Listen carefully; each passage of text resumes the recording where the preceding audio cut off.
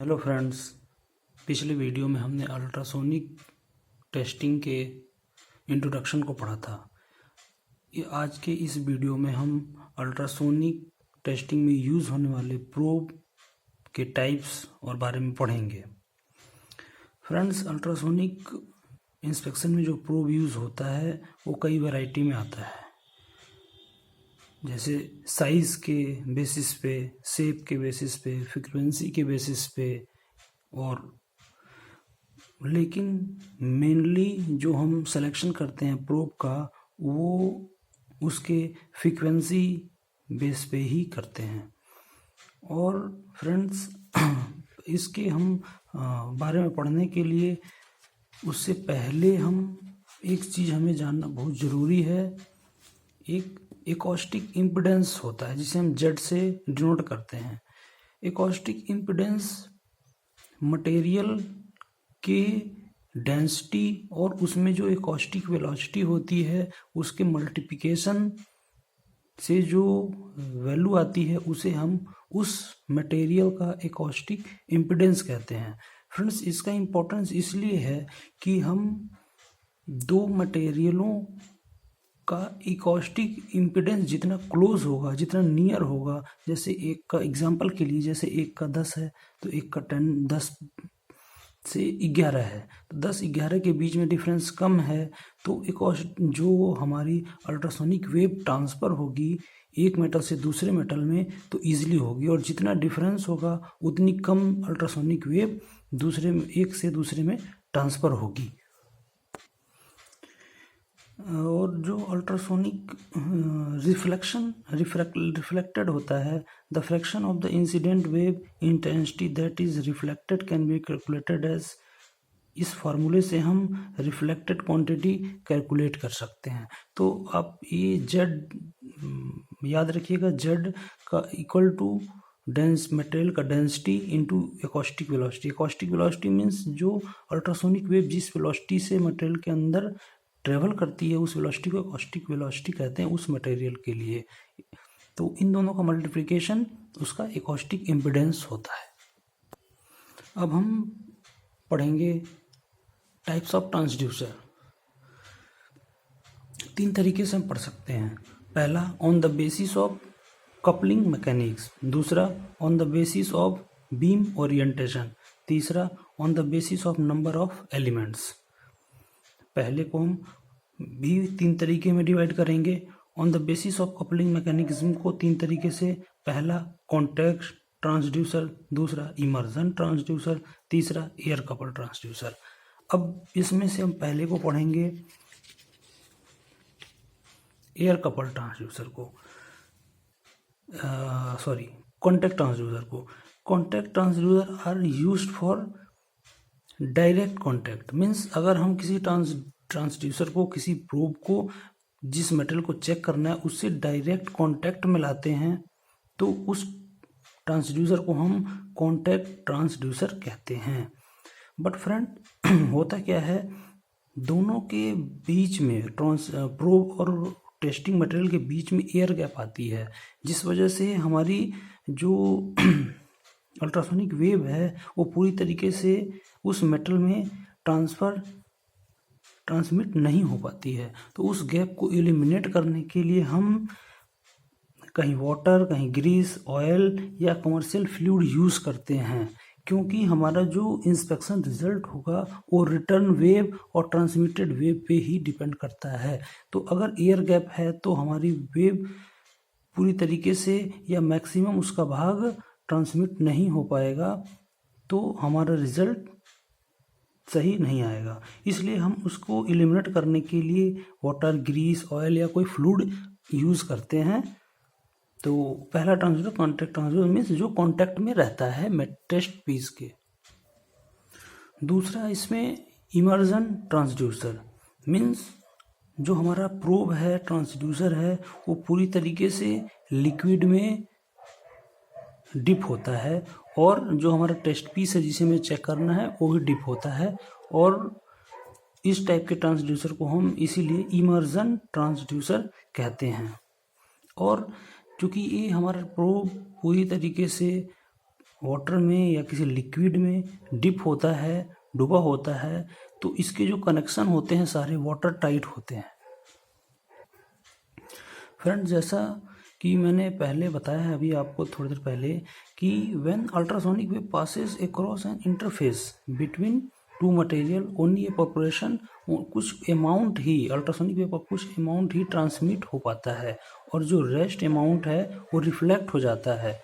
तो the proportion of the ultrasonic wave that is transmitted, वो जो हमारा प्रोपोर्शन ट्रांसमिट होता है टेस्ट पीस में वो डिपेंड करता है कि हमारा एकॉस्टिक इम्पीडेंस जो है वो दोनों मटेरियल्स का कितना क्लोज है। एकॉस्टिक इम्पीडेंस जो मैंने अभी बताया था, Z equal to density into velocity. We already know that inspection result only depend on the return signals, और वो अच्छा तब होगा जब हमारा एकॉस्टिक इम्पीडेंस दोनों मटेरियलों का जितना अधिक क्लोज होगा। अब अगला है air couple transducer. Air couple transducer require a special impedance matching layer to help send a pulse through air to the test specimen. Means एक स्पेशल इम्पीडेंस मैचिंग लेयर होती है जो कि अल्ट्रासोनिक वेव को एयर के through test piece में send करती है। फ्रेंड्स, अब हम पढ़ेंगे on the basis of beam orientation. जो ट्रांसड्यूसर का हमारा टाइप है on the basis of beam orientation. पहला है नॉर्मल बीम ट्रांसड्यूसर, दूसरा है angle beam transducer. Normal beam transducer में, नॉर्मल बीम ट्रांसड्यूसर मीन्स जो हमारा ट्रांसड्यूसर मीन्स जो प्रोब है वहाँ से जो अल्ट्रासोनिक वेव इमिट्स हो रही है वो टेस्ट पीस में परपेंडिकुलरली टेस्ट पीस के मीन्स टेस्ट पीस का जो अपर सरफेस है उसके परपेंडिकुलरली ट्रांसमिट होगी टेस्ट पीस में, तो उसको हम नॉर्मल बीम ट्रांसड्यूसर कहते हैं। मीन्स जैसे आप यहाँ देख सकते हैं ये हमारा ट्रांसड्यूसर है, प्रोब है, और ये हमारा टेस्ट पीस है। तो जो इमिट्स हो रही है, जो ट्रांसमिट हो रही है अल्ट्रासोनिक वेव, वो हमारे टेस्ट पीस के अपर सरफेस के परपेंडिकुलरली ट्रांसमिट हो रही है।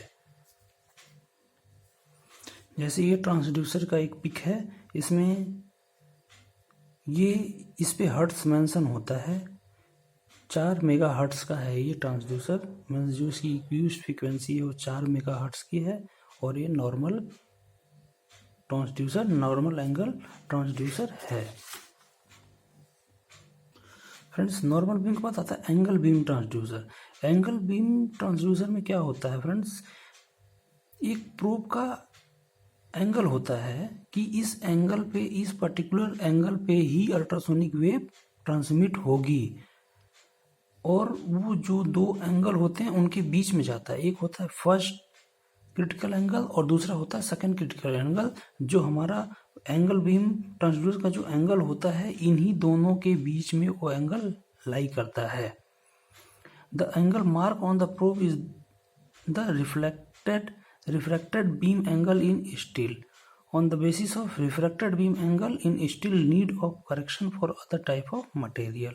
मीन्स जो वो हमारे प्रोब के ऊपर जो एंगल मार्क होता है वो स्टील को बेस मान के मार्क होता है। अगर हम किसी अदर मटेरियल के लिए वो प्रोब यूज़ कर रहे हैं तो उस स्टील बेसिस पे ही हम उसे कैलकुलेट करके कन्वर्ट कर लेंगे। फ्रेंड्स, जो हमारा एंगल बीम प्रोब जब हम यूज़ करते हैं तो शियर वेव प्रोपोगेट होती है मटेरियल के अंदर। एंगल बीम प्रोब जब हम यूज़ करते हैं तो ओनली शियर वेव प्रोपोगेट होती है मटेरियल के अंदर। फ्रेंड्स, ये है एंगल बीम प्रोब। इसमें जो हमारी यूज्ड फ्रिक्वेंसी है वो 4 मेगाहर्ट्ज़ है, और जो प्रोब का एंगल है वो 10 डिग्री है। मीन्स यहाँ से जो इस सरफेस से जो अल्ट्रासोनिक वेव इमिट्स होगी वो इस सरफेस से 10 डिग्री पे होगी, परपेंडिकुलरी से 10 डिग्री पे होगी, परपेंडिकुलर ना होके 10 डिग्री पे होगी। और ये जो प्रोब है उस पे वो 4 मेगाहर्ट्ज़ फ्रीक्वेंसी के लिए यूज़ होता है। On the basis of number of elements, probe को हम single element transducer, dual element transducer means जो हम एलिमेंट यूज़ करते हैं अल्ट्रासोनिक वेव इमिट्स करने के लिए, वो सिंगल एलिमेंट ट्रांसड्यूसर भी हो सकता है, ड्यूअल एलिमेंट ट्रांसड्यूसर भी हो सकता है।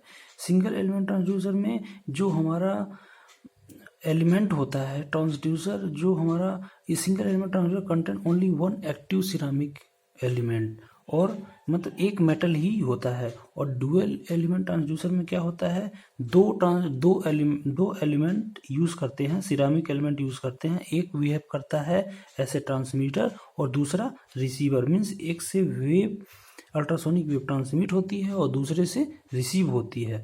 वहीं सिंगल एलिमेंट में क्या था, उसी सेम एलिमेंट से अल्ट्रासोनिक वेव इमिट भी हो रही थी और वही रिसीव भी कर रहा था। और डुअल एलिमेंट में क्या होगा, ट्रांसमिट करने के लिए दूसरा और रिसीव करने के लिए दूसरा, मीन्स दो हमारा जो होंगे सिरामिक एलिमेंट होंगे। इस तरीके से टीआर प्रोब बोलते हैं, ट्रांसमीटर और रिसीवर दोनों होता है इसमें। जैसे यहाँ आप देख सकते हैं 1 और 2, दोनों दो क्रिस्टल हैं अलग अलग, एक ट्रांसमीटर है और एक रिसीवर है। मीन्स यहाँ से अल्ट्रासोनिक वेव इमिट्स होगी, ट्रांसमिट होगी और इस वाले एलिमेंट में रिसीव होगी, जो हमें रिजल्ट बताएगी। फ्रेंड्स, इसके आगे हम नेक्स्ट वीडियो में पढ़ेंगे। यहाँ तक हमने यहाँ देख लिया एलिमेंट मतलब प्रोब हमारे कितने टाइप के होते हैं, किस किस बेसिस पे हम प्रोब को अलग अलग भागों में बांटते हैं। तो इसके आगे हम नेक्स्ट वीडियो में फिर से कंटिन्यू करेंगे।